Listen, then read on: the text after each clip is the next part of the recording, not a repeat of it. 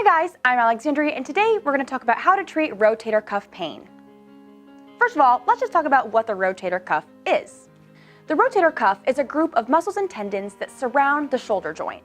This keeps the head of your upper arm bone firmly in the shallow socket of your shoulder. A rotator cuff pain is something that's going to feel like a very dull, achy pain, and it can really worsen during sleeping if you are sleeping on that side where the involved pain is coming from. Rotator cuff injuries really often happen to people with different types of jobs that are going to be a little bit physically more demanding on the body. These are going to be things like, painters or construction workers, maybe people who play baseball or tennis, where you're really overexerting a lot of circular motions in the shoulder. The risk of rotator cuff injury can also really increase over age and time. Just your normal wear and tear, and as you age, you can definitely really hurt that rotator cuff, even tear it, dislocate it.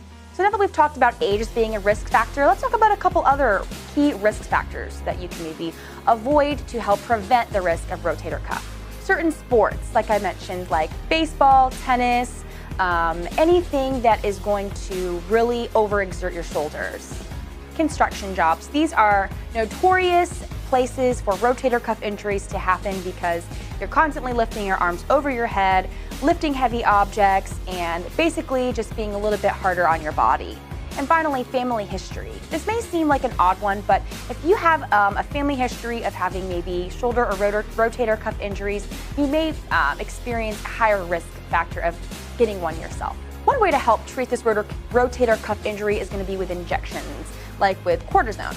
If conservative treatments haven't really helped, your doctor may prescribe steroid injections, and that will greatly help reduce pain.